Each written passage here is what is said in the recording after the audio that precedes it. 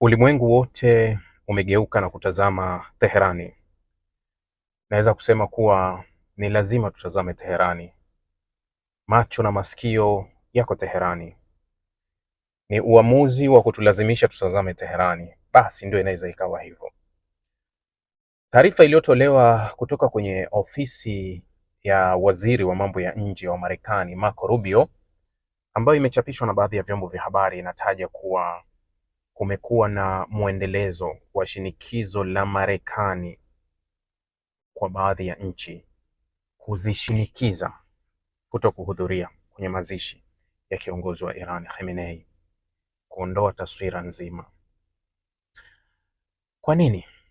Yaani maziko, shinikizo na kile kinatokea.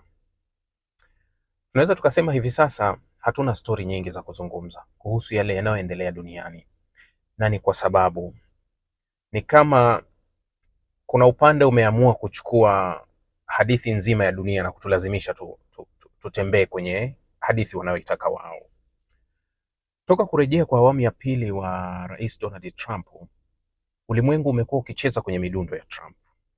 Yaani wewe leta fikiria toka Donald Trump amerudi madarakani, kwa hadithi yote ya ulimwengu ilibadilika, ikawa inazungumza kitu kimoja. Yaani hadithi yote inatembelea katika story moja tu, kuwa Trump atapoelekea, na kupitia mtandao wake wa Truth Social akawa anatulazimisha kile anachokitaka yeye ndio kiwe. Kumbuka kadhia ya Urusi Ukraine, ilikuwa ulimwengu wote unazungumza Urusi Ukraine, Urusi Ukraine, Urusi Ukraine. Ilivyokuja akatuhamishia Greenland, tukazungumza Greenland. Ilivyokuja migogoro yake ya China na masuala ya kibiashara, ikawa ni mgogoro wa China. Akaja leta mgogoro mkubwa na washirika wake wa Ulaya, ikawa mgogoro shirika wa Ulaya na Trump. Akatupeleka Irani, halafu akatoka akarudi Greenland. Akatoka akaenda Ukraine, halafu akarudi tena Irani. Kwa hiyo naweza kusema hadithi nzima ilikuwa imechukuliwa na Trump kutupeleka kwenye njia anayoitaka yeye, lakini ni kama vile amepokwa kile ambacho amekuwa nacho, mwendelezo wa hadithi zake na simulizi zake, kuwa yeye atabaki kuwa ndio anaamua nani asikilize nini kwa wakati gani. Ni kama vile amepokwa, imepelekwa tena pembeni. Ndio hicho, kwa sababu leo hii midundo inayosikika au biti inayosikika ni ya Irani. Yaani Irani wanachotaka sasa ndio tunafuata, tunasikiliza. Nimeona taarifa ya fulani ya vyombo vya habari ambayo Donald Trump kaitoa tena, anasema kuwa tumewapa yeye kawapa Irani wiki moja, amewapa ruksa ya wiki moja kufanya maziko yao, halafu waendelee na mambo mengine. Irani alikuwa anataka ruksa ya Marekani kupewa kufanya hivi, alikuwa anahitaji ruksa au kaamua tu kuzungumza?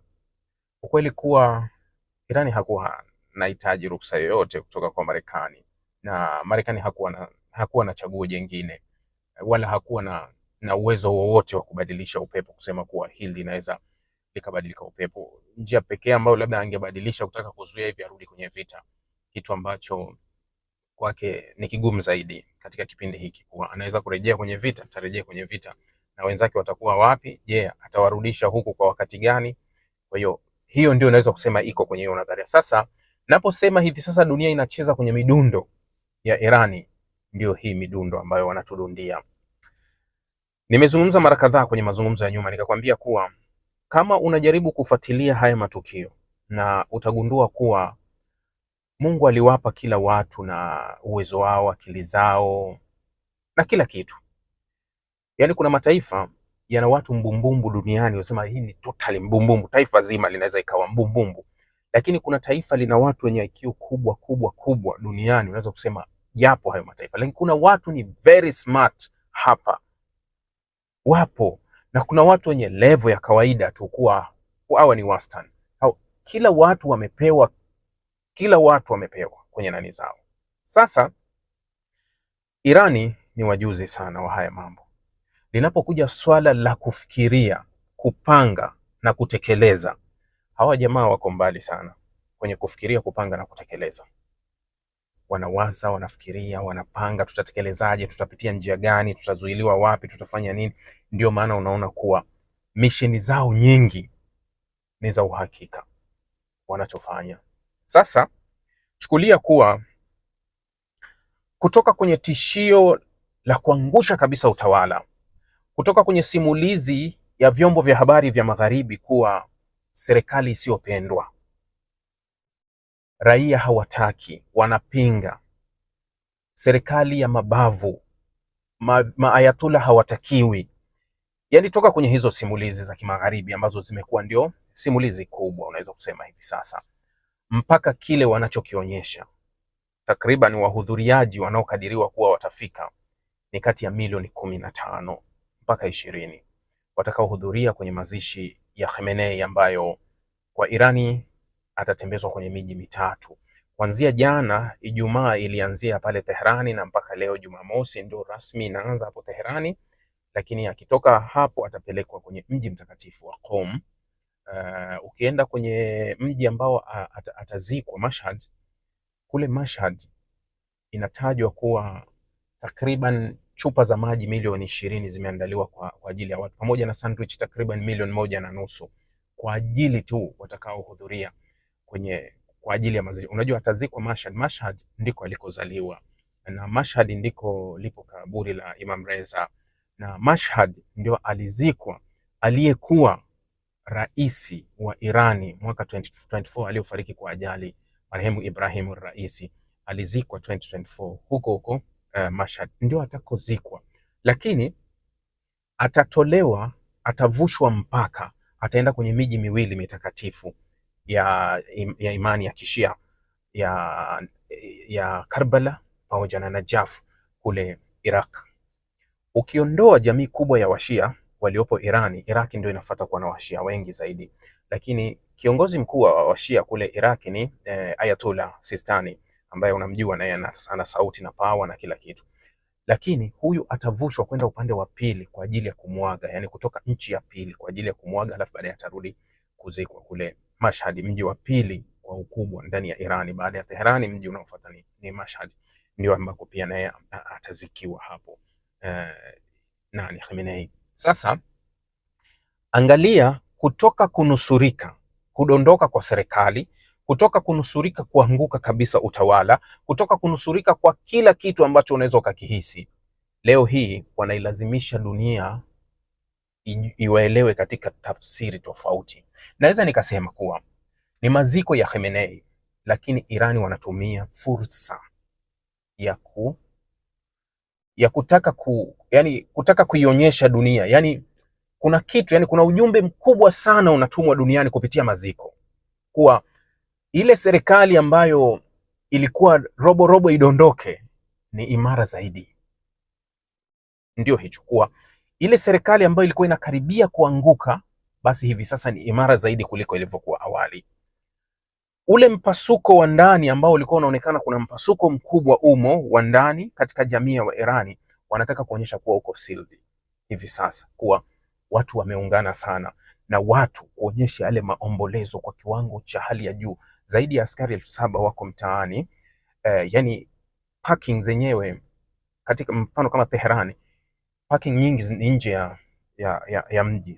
Pakini magari yenu huko, alafu mnaweza mkatumia usafiri wa umma, treni na usafiri mwingine kwa ajili ya kuingia mjini, kwa sababu kutakuwa kuna watu wengi sana ambao watahudhuria. Sasa jana nilizungumza nikasema kuwa leo hii ulimwengu umekuwa macho World Cup, Mexico, America na wapi huko Canada, ndio macho ya huko ya World Cup. Ukitoa tu jicho upande wa pili, unarudi Tehran. Hakuna fursa kubwa kama jambo hili, haipo. Yani fursa kubwa kama jambo hili, na Irani wanaitumia. Sasa ndio maana Trump, kwa sababu yeye ni mbeba hadithi, yani yeye huwa ndio anataka aanzishe vitu, au yeye ndio huwa anataka mada zake zijadiliwe. Anaona kuwa ndani ya wiki moja hapa hao jamaa watakuwa wamenifunika. Mwanasiasa yeye hutaka kujadiliwa kwa vyovyote vile. Yani mara nyingi wanaweza kuwa watu maarufu wanaopenda kuwa mijadala kwenye wao, huwa wanataka muda mwingi wajadiliwe, iwe kwa uzuri, iwe kwa ubaya, iwe mradi jina lake linazunguka tu, linazungumzwa. Yeye anaona tu ni sawa kwake kujadiliwa kwenye hilo. Sasa Donald Trump anaona wiki nzima ni kama Irani wameamua kumpoteza. Mijadala yake maanake watu watajadili tu kuwa ni television. Kama Marekani wangekuwa na amri, Marekani wangekuwa na amri ya kuingilia maamuzi ya nchi zingine, basi nadhani katika kitu ambacho kingetangazwa kwanza ni kuzuia televisheni zote za nchi zote kuripoti, kuandika, kutoa taarifa kuhusu maziko ya Khamenei, kwa sababu huenda ni kitu kinawakera na kinawakera kweli. Kwa nini inakuwa hivi? Kwa nini wawe wao? Kwa nini ile taswira wanasema ile taswira ya uzuri, taswira ya ambayo inatumwa duniani, yani ule ujumbe ambao unawafikia watu walipo kuhusu muonekano wa Irani ambayo tumetengeneza miaka mingi ya kuwa ni taifa la hovyo lisio na ustaarabu na utamaduni, na watu wake hawana maadili, na serikali yao ni ya hovyo ya kishetani na kila, yani ile picha ambayo tumeitengeneza, kwa nini ije ifutwe katika kipindi kifupi sana? Kwa nini unakuja unafuta hii kitu Nililizungumza hili wakati wa mzozo wa Gaza, wakati wa Hamas, wakati ule nililizungumza, nikamwambia kuwa miaka mingi sana taswira imetengenezwa. Yani unajua watu wametengeneza vitu kwa miaka mingi kuhakikisha kuwa wanaweza wakachafua jamii nyingine kutoka hapa kwenda, lakini inapita kipindi kifupi sana, ile jamii inatoka kwenye ule uchafu ambao ilichafuliwa kwa kiwango cha hali ya juu, Yani unasema kuwa sisi tunapanga, Mwenyezi Mungu anapanga. Mipango bora kabisa ni mipango ya Mungu. Nilisema juzi wakati wa makubaliano ya MOU, vile vifungu 14, kile kifungu kilichoakisi kuwa Irani itachukua $300 billion, kile kifungu nilikizungumza, nikasema kuwa kwa nini taswira iwe ya kawaida.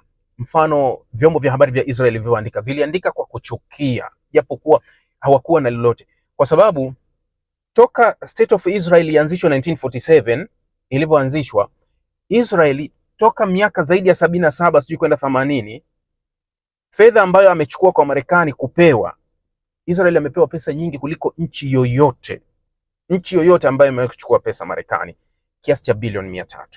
Israel wamechukua 300 plus kidogo, yani katika kipindi cha miaka 77 karibu miaka 80. Irani anazipata hizo pesa ambazo Israeli alizipata kwa miaka 77 mpaka 80 kwa miezi mitatu. Vita mwezi wa 4 wanakuja wanaidhinisha kuwa zitaingia 300 billion, lakini atafunguliwa sijui vikwazo kufanya nini. Ni lazima waumie kwa sababu it's not fair.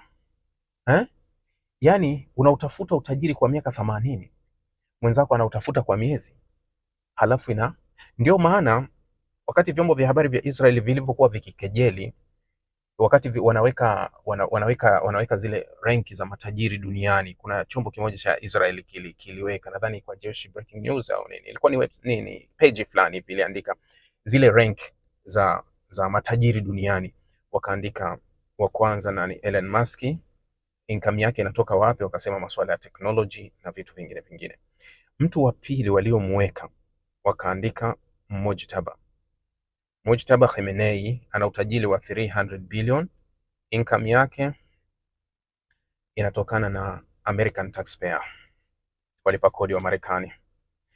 Yote ni yale yaliyo kwenye vifua vyao, yani jinsi gani wanaumia, jinsi gani wanaumizwa na hili. Sasa tazama Irani wanavyochukulia mambo. Utarudi kwenye hadithi ya Trump kuwa uchumi wao ulikuwa unaenda kudondoka, kila kitu chao kinaanguka, mambo yao yamevurugika na serikali yao iko mwishoni. Wakati yote hayo yanatokea, wanakwambia hatuji kwenye meza kwa sasa, tuna shughuli ya maziko, tutakaa kwa wiki moja, hatutaki kuzungumza. Ukirudi Trump anakwambia wanaomba mazungumzo. Hapa tafsiri mbona inagoma? Tafsiri hapa inagoma. Nani anayeomba mazungumzo? Wanaomba mazungumzo hao ambao hawataki kuzungumza, wanaendelea na shughuli zao.